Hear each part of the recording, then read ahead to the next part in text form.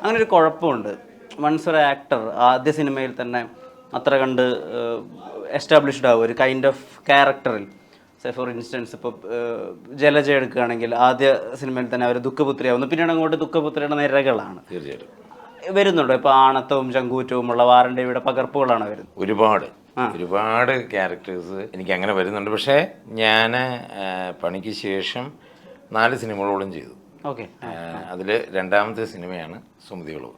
Okay. അതിൽ മൂന്നാമത് ചെയ്തൊരു ക്യാരക്ടർ ആശാൻ എന്ന് പറയുന്നത് ഒരു ഗസ്റ്റ് അപ്പിയറൻസ് ആണ്. അതിൽ ആറ്റിറ്റ്യൂഡുള്ളൊരു ക്യാരക്ടറാണ് അത്. പക്ഷേ എൻ്റെ അപ്പിയറൻസും കാര്യങ്ങളെല്ലാം വേറെ ജേണലിൽ പ്രസൻറ്റ് ചെയ്തൊരു സിനിമയാണ്. ഞാൻ ഒരു 60 വയസ്സുള്ള ഒരു പ്രൊഡ്യൂസറിൻ്റെ വേഷം. ഓക്കെ. അതൊരു ചെറിയൊരു സീനിൽ വന്നു പോകുന്നതാണ്. പക്ഷേ ആ സിനിമയുടെ ഒരു വലിയ എലമെൻ്റാണ് ആ സീൻ. പിന്നെ ഞാൻ അഭിനയിച്ച സിനിമയാണ് ആഘോഷം. നരൻ ലീഡ് ചെയ്യുന്ന സിനിമ. അമൽ കെ ജോബി ഡയറക്റ്റ് ചെയ്യുന്ന സിനിമ. ഷൂട്ട് തീർന്നു, ഞങ്ങൾ പാലക്കാടായിരുന്നു. അതിൽ ഞാൻ ആക്ച്വലി പോസിറ്റീവ് ക്യാരക്ടർ, നരൻ്റെ കൂടെ ത്രൂ ഔട്ട് സഞ്ചരിക്കുന്ന ഒരു ഫ്രണ്ട് അല്ലെ ഓൾ ഇൻ ഓൾ ആയിട്ടുള്ള ഒരു ക്യാരക്ടർ. എനിക്ക് അങ്ങനെ വന്നിരിക്കുന്നത്. ഇനി മറ്റൊരു സിനിമ നാദൃഷിക്കയുടെ മാജിക് മഷ്റൂംസ് ഫ്രം കഞ്ഞിക്കുഴി. അതിൽ ഞാൻ നായികയുടെ അപ്പൻ്റെ വേഷമാണ് ചെയ്യുന്നത്. അതായത് വിഷ്ണു ഉണ്ണികൃഷ്ണൻ ഹീറോ ആകുന്ന സിനിമ, നാദൃഷ ഡയറക്റ്റ് ചെയ്യുന്ന സിനിമ.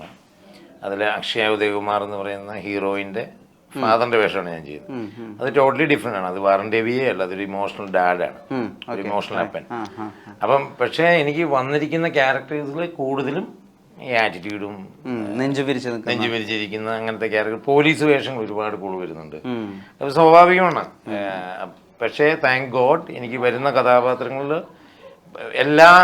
എല്ലാ വേരിയൻറ്റും ഇപ്പോൾ വരുന്നുണ്ട്. അത് എനിക്ക് ഭയങ്കര ബ്ലെസ്സിങ് ആയിട്ട് എനിക്ക് ഫീൽ ചെയ്യുന്നു. ഇപ്പോൾ ഒട്ടും നമ്മുടെ പ്ലാനിലില്ലാത്തൊരു കാര്യമാണല്ലോ സംഭവിക്കുന്നത്.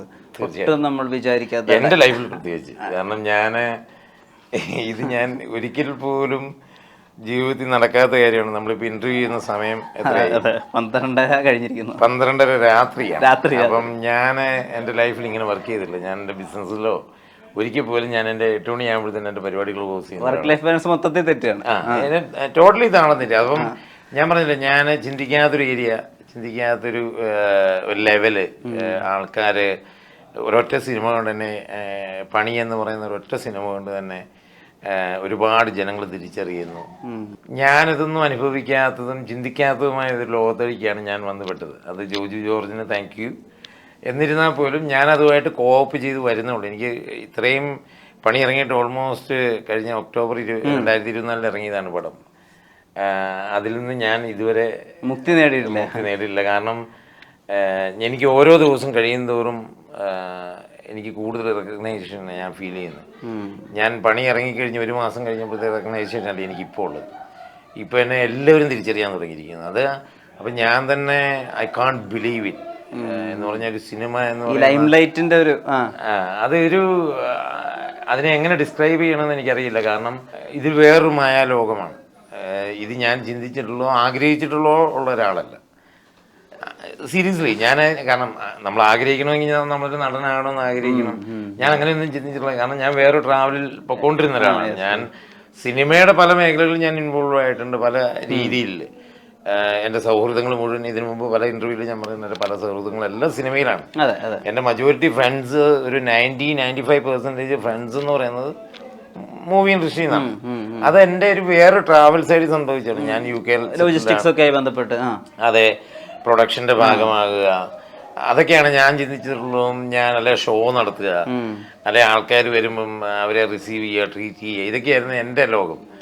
ഇതിൽ നിന്നെല്ലാം മാറ്റി മറിച്ചൊരു സിനിമയാണ് പണി. അത് ജോജു ജോർജ് എന്നെ ഇൻവൈറ്റ് ചെയ്ത് എന്നെ നിർബന്ധിച്ച് എന്നെ ഫോഴ്സ് ചെയ്ത് അഭിനയിപ്പിച്ചൊരു സിനിമയാണ് പണി. അതിൽ നിന്ന് ഞാൻ എടുത്തൊരു ട്രാവല്, ഞാൻ സത്യം പറഞ്ഞ എയറിലാണ്. ഞാൻ എന്താണ് എൻ്റെ ജീവിതത്തിൽ നടക്കുന്നതെന്ന് എനിക്കറിയില്ല. ഞാൻ സിനിമകൾ നല്ലത് ഞാൻ ഇന്നും കഥ കേട്ടു. ഞാൻ ഇപ്പോഴും ഇന്നിവിടെ രാവിലെ 11 മണി തൊട്ട് നമ്മൾ ചാനൽ ഇൻ്റർവ്യൂസ് നടക്കുകയാണ് ഗോകുലത്തിൽ.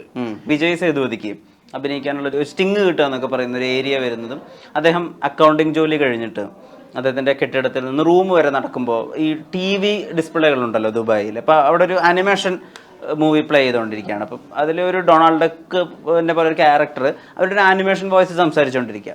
അപ്പം ഇത് എനിക്ക് ഇമിറ്റേറ്റ് ചെയ്യാൻ പറ്റിയെങ്കിൽ എന്ന് വിചാരിച്ചുകൊണ്ട് അത് പറഞ്ഞു റൂമിലേക്ക് പോവുകയും എല്ലാ രാത്രിയും സംഭവിക്കുകയും അങ്ങനെ പിന്നെ ആക്ടർ ആയാലും ഇത് എനിക്ക് സ്ക്രീനിൽ ചെയ്യാൻ പറ്റില്ല, അങ്ങനെ ഒരു ആലോചന അയാളിലേക്ക് വരികയാണ്.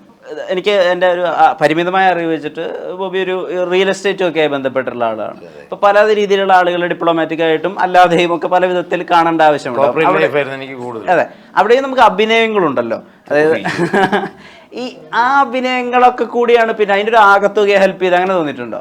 എന്നെ അറിയാവുന്നവർ പറയും പണി സിനിമയിൽ ഞാൻ അഭിനയിച്ചിട്ടില്ലെന്ന് പറയും.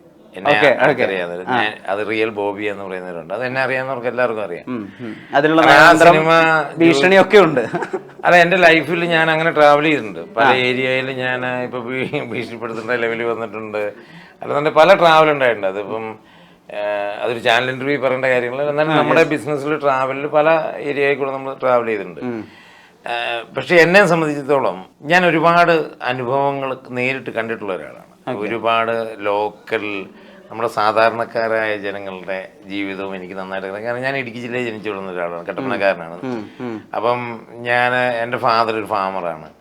അപ്പോൾ ഞങ്ങളുടെ വീട്ടിൽ ഒരുപാട് പണിക്കാർ. അപ്പോൾ അവരുടെ കഷ്ടപ്പാടുകളും കാര്യങ്ങളും ഇതെല്ലാം ഞാൻ ഫീൽ ചെയ്ത് വളർന്നിട്ടുള്ള ഒരാളാണ്. എൻ്റെ ലൈഫ് എന്ന് പറയുന്നത് തന്നെ പബ്ലിക്കിന് വേണ്ടിയുള്ള ലൈഫാണ്. ഞാൻ ജനിച്ച കാലം തൊട്ട് അങ്ങനത്തെ ഒരു ട്രാവൽ. അപ്പം ഞാൻ ഇതിനകത്ത് ഒരുപാട് എനിക്ക് ക്യാരക്ടേഴ്സിന് എൻ്റെ ലൈഫിൽ വന്നു പോയിട്ടുണ്ട് പല മേഖലയിൽ കൂടെ. അപ്പോൾ ഒരു കഥ പറയുമ്പം എനിക്ക് റെഫറൻസ് എടുക്കാൻ ഒരാളുണ്ടാവും എൻ്റെ ലൈഫിൽ. അതാണ് ഞാൻ പറഞ്ഞത്. സുമതി ഉളവിൽ ഞാൻ ചെയ്യുന്ന SI ബെഞ്ചമിൻ എന്ന് പറയുന്ന ക്യാരക്ടർ. അപ്പോൾ അഭിലാഷ് പിള്ള ആ ഒരു ക്യാരക്ടറിനെ സൃഷ്ടിക്കുമ്പോൾ, അല്ലെ ഡയറക്ടർ വിഷ്ണു എന്നോട് അത് നരേറ്റ് ചെയ്യുമ്പോൾ എനിക്കൊരാളെ എനിക്ക് മനസ്സിൽ കാണാനുണ്ട്. SI ബെഞ്ചമിനെ പോലെ ഉള്ള ബെഞ്ചമിന്മാരെ ഞാൻ എൻ്റെ ലൈഫിൽ കണ്ടിട്ടുണ്ട്. അപ്പം പല സ്റ്റേഷനിലായിട്ടും അല്ലെങ്കിൽ കട്ടപ്പന സ്റ്റേഷനിലും ഒക്കെ എൻ്റെ ലൈഫിൽ കൂടെ. അപ്പം ഈസിയാണ് എനിക്ക് പെട്ടെന്ന് ക്യാച്ച് ചെയ്യാൻ. അതൊരുപാട് ഹെൽപ്പ് ചെയ്യും. പിന്നെ ഇതിനേക്കാളൊക്കെ ഉപരി ഞാൻ ഒരുപാട് ആക്ടേഴ്സിൻ്റെ കൂടെ ട്രാവൽ ചെയ്തിട്ട് ഇവരുടെ എല്ലാം ഷോട്ടുകളിലും കാരവനുകളിലും ഒക്കെ സമയം ചെലവഴിച്ച് ഇവരഭിനയിക്കുന്നതും ഒക്കെ കണ്ടിട്ടുള്ള ഒരാളാണ്. ഫ്രം ലാലേട്ടൻ ടിൽ ആര് വേണേലും, ജോജുവോ ആര് വേണേലും. അപ്പം ഞാനൊക്കെ ഇതിലൊക്കെ വരുന്നതിന് മുമ്പ് ഞാനിത് ഡേ ടു ഡേ കണ്ടുകൊണ്ടിരുന്ന ഒരാളാണ്. അപ്പോൾ ഇവരൊക്കെ ഇതിനെ അബ്സോർബ് ചെയ്യുന്നതും ടേക്ക് ചെയ്യുന്നതും ഒക്കെ ഞാൻ ഓട്ടോമാറ്റിക്കലി കണ്ട് മനസ്സിലാക്കിയ ഒരാളാണ്.